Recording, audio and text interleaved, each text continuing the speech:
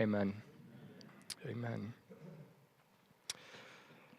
Well, tonight we find ourselves here in 2 Kings chapter 7, and I'm actually going to back up a little bit in order to move through this chapter because it goes right in line with the storyline of where we left off last week in chapter 6, and I want us to remember. But when we started chapter 6 last week, we saw that great miracle of the floating axe head. They decided, or it was reality, that the space that they were in were too small, these sons of the prophets, so they come to Elisha and they say, we need a bigger building. Let's go cut down some wood and build one down by the Jordan. No problem. They go to start cutting down some trees. One of the guys has a loose axe head, flings off the handle, falls into the dirty Jordan River, sinks to the bottom. He freaks out because this isn't just an axe, this is a borrowed axe, and he needs to give it back. Elijah applies the tree to the water. The axe head floats to the top. And we see that God is concerned with both the big things and the little things in our life by allowing that. And then we see that a famine starts to happen in Israel. And this is a super terrible famine that's happening. So we're actually going to pick it up introduction in chapter 6, verse 24, as we work our way towards chapter 7, because this is all the same story. So I'll just read it instead of recapping it so you remember. It says, and it happened, 2 Kings chapter 6, verse 24, after this, that Ben-Hadad, king of Syria, gathered all his army and went up and besieged Samaria. And there was a great famine in Samaria, and indeed they besieged it until a donkey's head was sold for 8 shekels of silver, and 1/4 of a cab of doves dropping for 5 shekels of silver.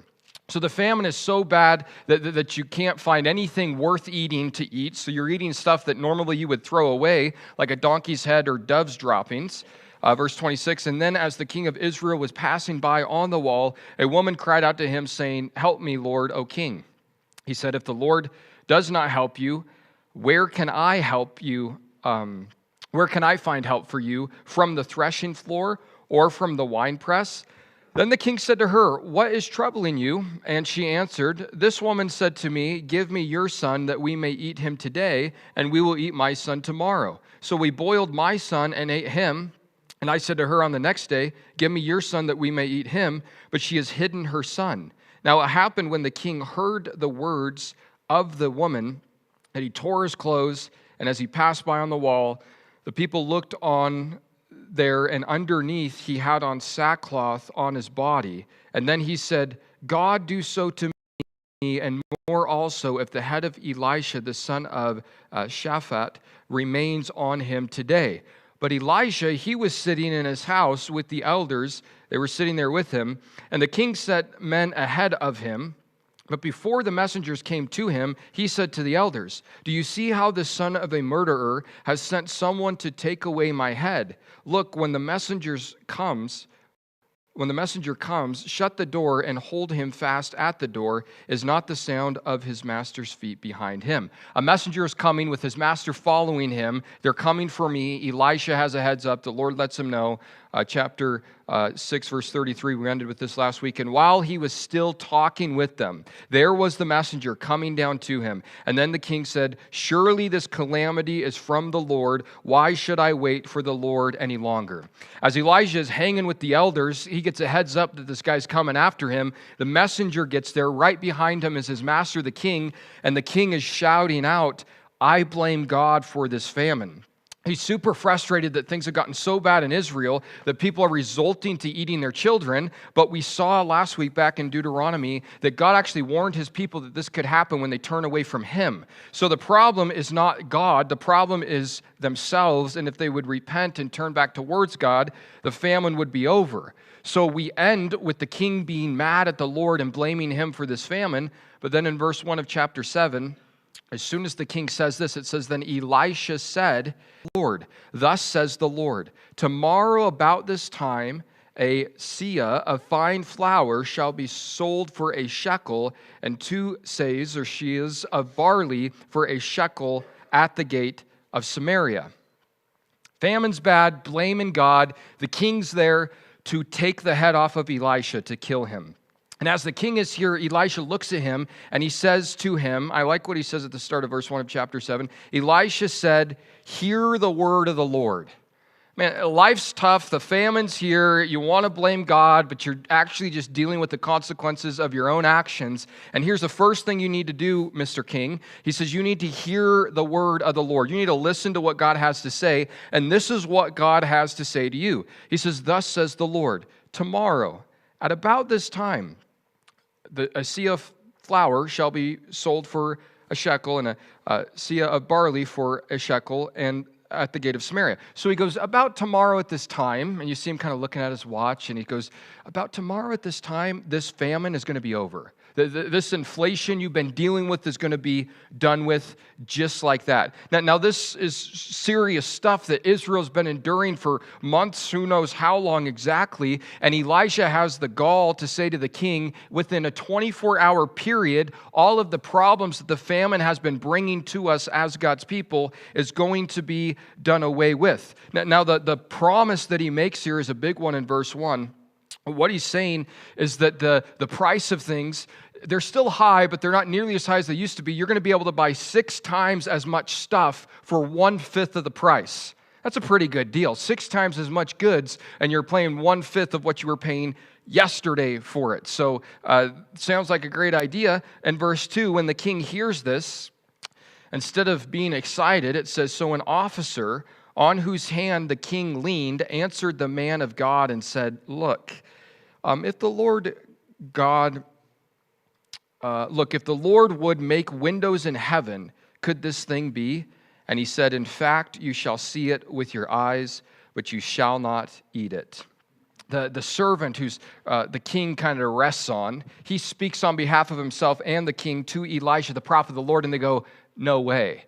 And we can beat up on these guys a little bit, but we can't really blame them. I mean, it would be like if I got up here today and said within 24 hours, gas is going to be $1.30 again. You'd say probably not, right? Because, right, even if inflation, even if the dollar actually becomes more valuable all of a sudden overnight, you still have a supply issue over here that has to be able to help balance out this whole economy thing. So it's an unrealistic thing that Elijah says here, so they doubt it. So we don't want to blame them too much, but let's look at their doubt here a little bit. So as verse 2 says, so an officer on whose hand the king leaned answered and said, look, if the Lord would make windows in heaven, could this thing be?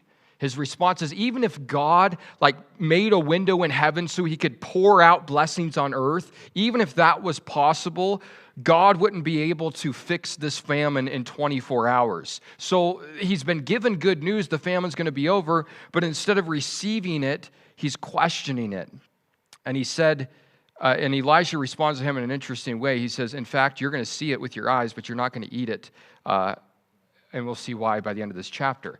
So here the king is. He's been given this good news. Instead of rejoicing in it, he doubts it. He questions it. And the good news is that when he questions, Elisha, the messenger, doesn't doubt. Elijah doesn't hear the questioning of the king and go, you know what, you're right. I've never thought of it in that logical way. There's probably no way possible that God's going to be able to turn this whole famine thing on its head within 24 hours. No, Elisha is still confident in the work of God, and the good news is even though the king, we could say it this way, the king's inability, actually let's say it the other way, God's ability to supply for the need is not limited by someone's inability to understand how. The king goes, I don't get how this is going to happen. And the good news is God's going to do it even though the king doesn't understand how it's going to happen. And so too in our lives, God is greater than, God's ability is greater than to do the work than our ability is to understand how he does the work. And this is not going to limit God doing the work. The king's unbelief is not going to stop God from doing what he said, but the king's unbelief is going to stop the king from participating in what God does. Because he says at the end of verse number 2, Elisha tells this king, you don't believe it, you're going to see it, but you're not going to get to eat it. You're going to witness it happen, but you're not going to be able to share in it. You're not going to be a part of it because of your unbelief. And this happens a lot in our lives, I think. Our belief doesn't limit God. Our unbelief doesn't limit God. Our unbelief limits us in being a part of what God is doing. So God does amazing things, and we sit back and we go, yeah, but God, how? And when we ask that question, how, it's causing us to not to be able to be a part of what God wants to do. I think it was D.L. Moody, he said something along the lines of, when you're walking with Jesus, you need to crucify the word how. That no longer is a word in your definition, in your dictionary, because how is up to God. If he says he's going to do it, he's going to do it. So he's got a plan. He's made it clear to the people. The people don't get it. They're questioning it, but God is going to do a great thing. So now we've been given this promise, and then the rest of the chapter, the scene switches just a little bit, but watch what God does here, because he is going to reverse this famine. And how he does it and who he uses to do it is very remarkable. Verse 3 says, "Now there were 4 leprous men at the entrance of the gate, and they said to one another, 'Why are we sitting here until we die?'" Outside of the gate, which is where these lepers would have to be, by the way, Numbers chapter 5, starting in verse 1, lepers were not allowed to be inside the city. If you were diagnosed with leprosy, you had to be cast outside of the city. Numbers 5:1 says, "And the Lord spoke to Moses, saying, 'Command the children of Israel that they put out of the camp every leper, everyone who has a discharge, and everyone who becomes defiled by a corpse. You shall put out both male and female, and you shall put them outside the camp, that they may not defile their camp in the midst of which I dwell.' And the children of Israel did so and put them outside the camp as the Lord spoke to Moses, so the children of Israel did." So God wanted all unclean things outside the camp, including someone who's got diagnosed with leprosy. So these 4 lepers are hanging out outside the camp where they would have to be, and they look around at each other one day, and they come to a very interesting conclusion at the end of verse 3. They're sitting there outside the gate. Now don't forget, the famine is so bad inside the city that you're having to eat dove's poop and donkeys' heads, and the lepers were reliant upon the garbage from inside the city being thrown outside the city. Well, when life is so bad that you're eating bird poop, there's not much garbage coming over the fence. So if things are bad for your average guy, things are super bad for these lepers. So they're sitting there waiting to die, slowly starving to death. And one has an idea at the end of verse 3. They say, "Why are we sitting here until we die?" You know, some people live just to die. Some people, and not always old people, but sometimes it's old people. I don't want to offend anyone, but sometimes when you get older, like you're just kind of there and you're just waiting to die. It's like we never want to live just to die. And here they have this realization of, what's the point of us just slowly starving to death? What if we do something else? And here's what they decide to do in verse 4. If we say, "We will enter the city, and the famine is in the city, we shall die there. And if we sit here, we're going to die also. Now, therefore, come, let us surrender to the army of the Syrians. If they keep us alive, we shall live, and if they kill us, we shall die." If we stay where we're at, we're going to die. If we go into the city, there's no food in there, we're going to die. We could maybe go and make a deal with the enemy. They're either going to have provision, we're going to live, or they're going to kill us and we're going to die either. So right now, their option is death, death, death, or maybe life. So when you have those before you, maybe life is a pretty good option when all the other ones are guaranteed death. So they think about this and they go, you know, we're kind of wasting our lives. Let's take a step of faith. Let's take a venture of faith and see if maybe we can obtain life instead of death. And this is very fascinating because it's when these 4 lepers come face to face, when they face the reality of their mortality, that they're finally able to discover life. It's when they understand that death is imminent in their life that they're now able to encounter real life. And this is how it works with eternal life. It's when you come to grips with the fact that you're not going to live forever, that there's got to be something beyond this life as you know it, that you're able to grab a hold of this life after death and eternal life thing that Jesus talks about. So hey, we got death, we got death, we got death, we got maybe life. Let's try this maybe life thing. So their plan is to go to the Syrians, the enemies, to make a deal, to plea and say, "We're hungry. Will you feed us?" "No, we're not going to feed you. We're going to kill you." Well, we were going to be dead anyway. We really weren't out much. So verse 5 goes on to say, "They rose at twilight to go to the camp of the Syrians. And when they had come to the outskirts of the Syrian camp, to their surprise, no one was there." So they finally talk each other up enough courage. You know what? We're going to do this. Yeah, the 4 of them, which, by the way, these 4 lepers, we don't know who they are. Jewish tradition teaches that this is Gehazi and his 3 sons.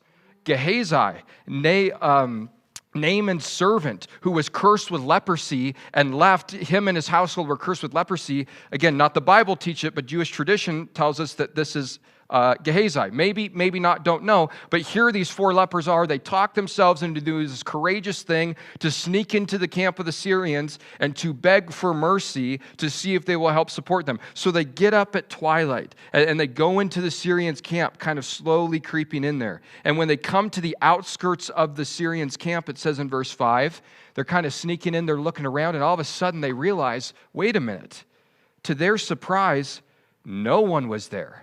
They start looking around this camp of the enemy, and the enemy's gone. The camp is still set up. The horses and donkeys are there. We'll see here in a little bit, but the people are completely gone.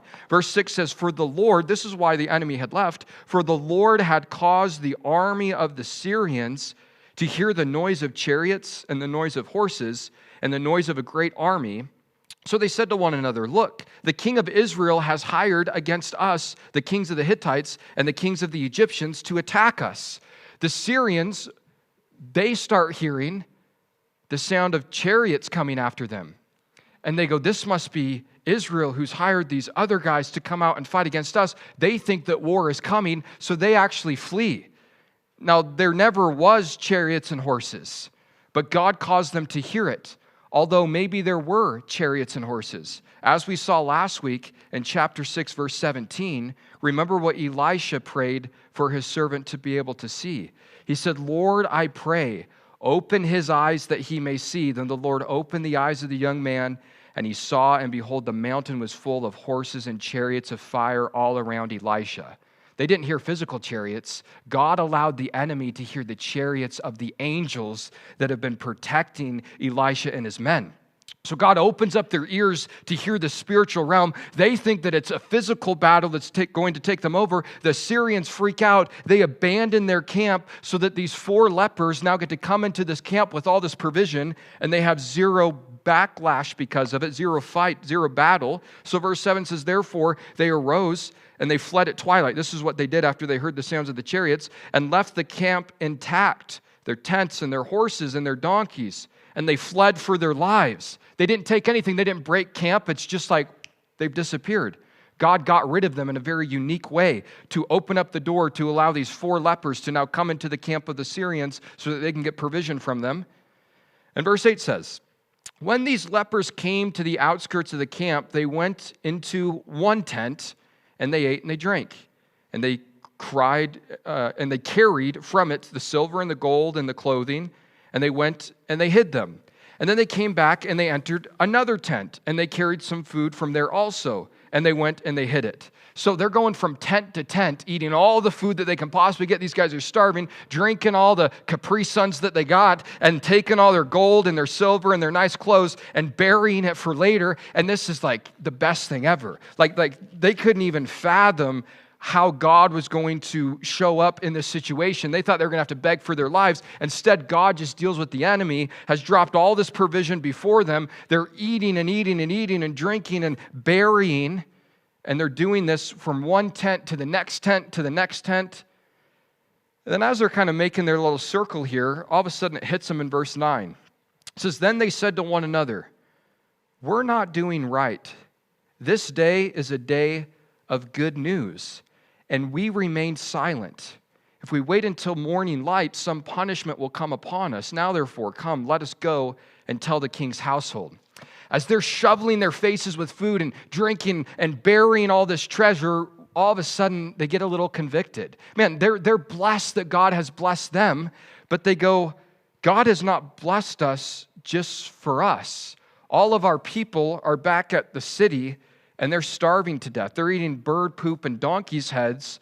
We need to go and share this, verse 9, this day is a day of good news. We need to go and share this good news with the others who are still starving, with those who are still in famine, and let them know what we found. And this is just a beautiful picture of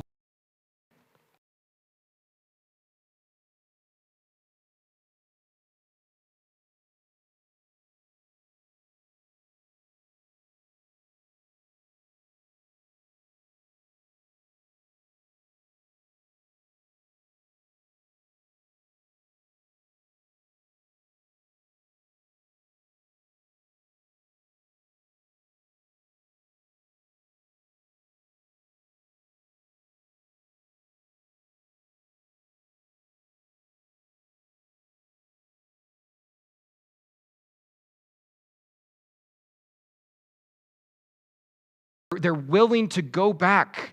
Now that they're blessed, now that they're full, they're willing to go back to the famine city and tell them what they found. And this is what Jesus wants for us. He saves us. He provides for us. He gives us new life. We're born again. He says, now I want you to go back to where I found you and let them know that you found me. And it's a beautiful thing. And you go, well, I'm a nobody. I'm just a beggar.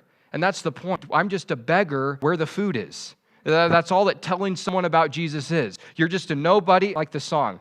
You're a nobody trying to tell everybody all about somebody who saved your soul. And that's what we're called to do, just like these lepers. So God is going to use them, these 4 misfit, most unlikely guys in all of Israel, to let them know that the famine gets to be over because of the huge surplus that's now been discovered in the enemy's camp, and God has dealt with the enemy. Here's the reality, though. A lot of us, and sometimes, are Christians in verse number 8. They're eating, they're eating, they're eating. They're drinking, they're drinking, they're drinking. They're burying, they're burying, they're burying. You know, some of us, the last thing we need is to eat more spiritually. Some of us need to get some of that out of us, actually. The last thing we need is to keep taking more and more bites. We actually need to go out and regurgitate a little bit on the world that needs it, but we get stuck in verse 8. It's like, Lord, I'm so glad I'm rescued from hell. There's a whole bunch of other people, though, who aren't yet. There's people who are still in the famine, and they need to know what you found, so he convicts them. And it reminds us of what Romans chapter 10, verse number 14 says. As Paul is writing there about his desire for Israel to be saved, Romans 10:14, he says, how then shall they call on him in whom they have not believed? And how shall they believe in him in whom they have not heard? And how shall they hear without a preacher? And how shall they preach unless they are sent? As it is written, how beautiful are the feet of those who preach the gospel of peace, who bring glad tidings of good news. There's this idea that we were beggars that have found food, but man, there's a whole world out there that's still looking. And you know, this actually reminds me of John chapter 3. And I don't want to bum you out with this next little section, but the reality is that all of us know people that without being introduced to Jesus right now are on their way to hell. All of us know people in our lives that are like that. And God convicted these lepers to go out and share what they have. And my heart is that God would convict us as well. And here in John chapter 3, we see this as he gives the good news in verse 16. He says, for God so loved the world that he gave his only begotten Son, that whoever believes in him should not perish but have everlasting life. For God did not send his Son into the world to condemn the world, but the world through him might be saved. He who believes in him is not condemned, but he who does not believe is condemned already, because he has not believed in the name of the only begotten Son of God. And this is the condemnation, that the light has come into the world, and that men love darkness rather than light, because their deeds are evil. For everyone practicing evil hates the light and does not come to the light, lest his deeds should be exposed. But he who does the truth comes to the light, that his deeds may be clearly seen, that they have been done in God. Then in John chapter 3, at the last part of that chapter, verse 36, he says, he who believes in the Son has everlasting life, and he who does not believe the Son shall not see life, but the wrath of God abides upon him. And there's just this reality that we are nothing special. We are leprous people who have been cleansed by Jesus, who were famined, and now we found this great thing that God has done for us. And the temptation is to be, verse number 8, believers, where we just sit and we eat and we consume and we bury all these great blessings that God has given us, because he blesses us greatly. But he goes, I don't want to just bless you to bless you. I want to bless you so that you can go and share with others. So they go, we got to share this good news. So they go to the king and they're going to let him know, hey, this is what's happened. Verse 10 says, so they went and they called to the gatekeeper of the city, and they told them, saying, we went to the Syrian camp, and surprisingly, no one was there, not a human sound, only horses and donkeys tied the tents. They were intact. And the gatekeeper called out, and they told it to the king's household inside. So these lepers come to the gate of the city. They yell out to the gatekeeper, you're not going to believe this. We went to the enemy's camp. They're all gone. Everything's still there. This is a huge blessing from God. The gatekeeper goes and tells the king's household. Verse 12, so the king, he gets up in the night, and he said to his servants, "Let me now tell you what the Syrians have done to us. They know that we are hungry. Therefore they have gone out of the camp and hid themselves in the field, saying, when they come out of the city, they shall catch them alive and get into the city." The king doubts this good news. The king goes, no way, too good to be true. It's not that God is miraculous to provide by getting rid of the enemy. This must be a trap. The Syrians are hiding, setting up this thing. We're going to get into their camp, then they're going to surround us. We're all going to die. So the king doubts this yet again. Verse number 13 says, and one of his servants answered and said, "Please let several men take 5 of the remaining horses which are left in the city." Where's the other horses? Eaten, right? They've eaten all their horses but 5. There's only 5 left. Please let us take the last 5 horses that we got. We'll ride out here to this camp that we hear rumor about, and we'll see what's going on. Let us take these 5 remaining horses that are left, or indeed I say, they may become like all the multitude of Israel, left from those who are consumed. So let us send them and see. Sure, let's go spy this out. Verse 14, therefore they took 2 chariots with horses, and the king sent them in the direction of the Syrian army, saying, "Go and see." Gives them some supplies. Here's your horse. Go, let us know what's going on. Report back. Verse 15, and they went after them to the Jordan, and indeed all the road was full of garments and weapons which the Syrians had thrown away in haste. So the messengers returned and told the king. They come back, they're like, yeah, you're not going to believe it. Their clothes are all over the ground. Their weapons are just laying there. Not a soul in sight. We don't see anyone at all. Verse 16, and the people went out, they plundered the tents of the Syrians. So a seah of fine flour was sold for a shekel, and 2 seahs of barley for a shekel, according to the word of the Lord. Just like verse 1. Isn't that interesting? So God promises this thing within 24 hours. The king says, no way, can't believe it, not going to happen. In that same time, God lays it on the heart of these 4 nobody lepers who are outside the camp that they're not just going to waste away their life and sit there and die. God stirs up a work in their heart so that then they go out, and God is doing a work even in the lives of the enemies by opening up their ears to hear the chariots of fire that have surrounded them so that they leave. So God's just setting all this up in a very miraculous way to be able to do what he said clear back in verse number 1 and prove his word. So just like Elisha prophesied, it happens according to the word of the Lord. Verse 17, now the king had appointed the officer on whose hand he leaned to have charge of the gate. But the people trampled him in the gate, and he died just as the man of God had said, who spoke when the king came down to him. So it happened just as the man of God had spoken to the king, saying, 2 seahs of barley for a shekel and a seah of fine flour for a shekel shall be sold tomorrow about this time in the gate of Samaria. Again, just like God said, just like God said, just like God said in verse 19. Then that officer had answered the man of God and said, now look, if the Lord would make windows in heaven, could such a thing be done? And he said, in fact, you shall see it with your eyes, but you shall not eat it. And so it happened to him, for the people trampled him in the gate, and he died. You're going to see it, and he saw it. He doesn't get to eat it because he gets ran over by the people, and he dies. Now, this is interesting. What a sad place to be, first of all, as this guy, because there can't be anything more you can't be more bummed out than being able to see what God is doing, but not be able to participate in it because of one thing, your unbelief. So that's what we see from this guy. He got to witness, he got to see it finally, but he doesn't get to partake in it. He doesn't get to be a part of it, and it's all because of his unbelief. His unbelief didn't limit God, but it did limit him. He gets trampled. He doesn't get to engage in this thing. And in Hebrews chapter 11, verse number 6, the writer of the book of Hebrews reminds us this.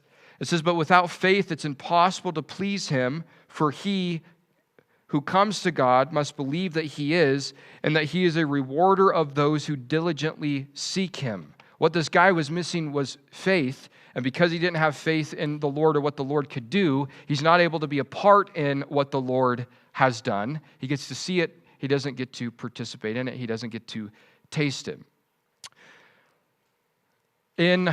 Let me see here.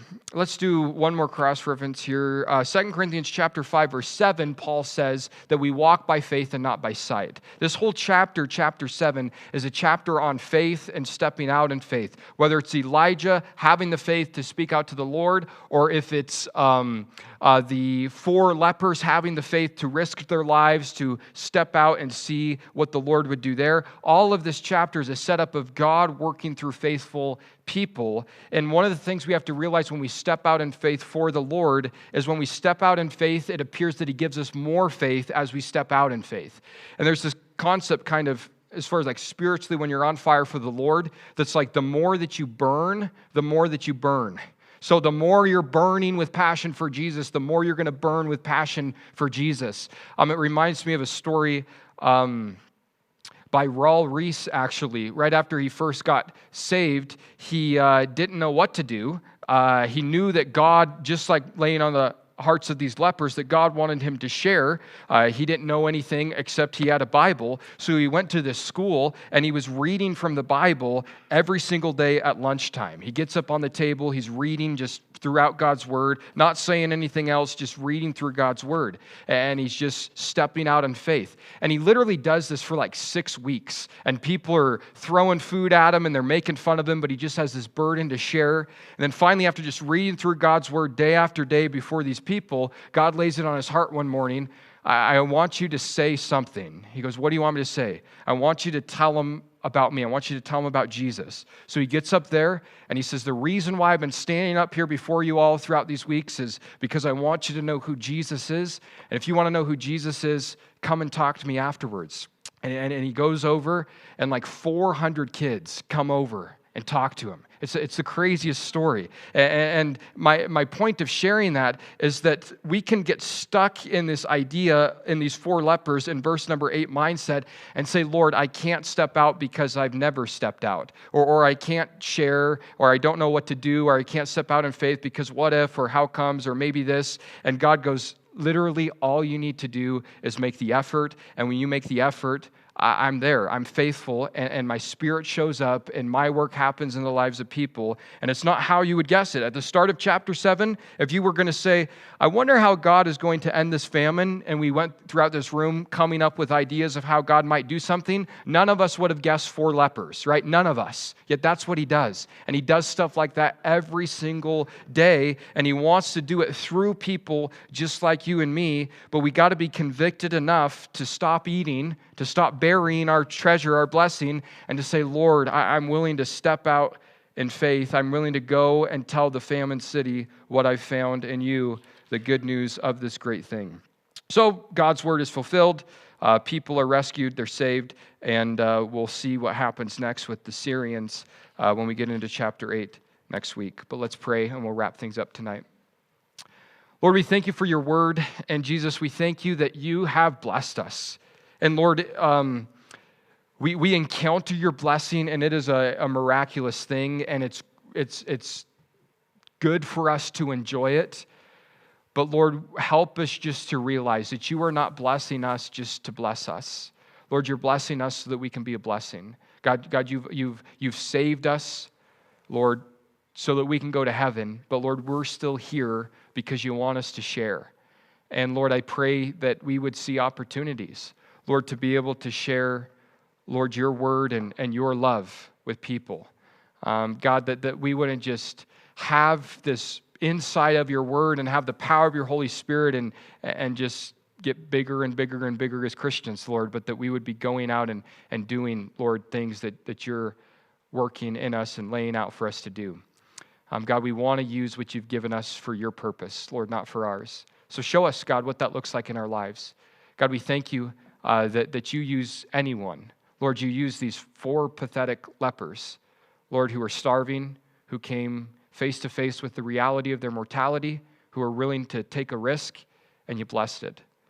And Lord, you do it then and you'll do it now. So God, I pray that we would be people that would be willing to take that first step of faith, Jesus. In your name we pray, amen.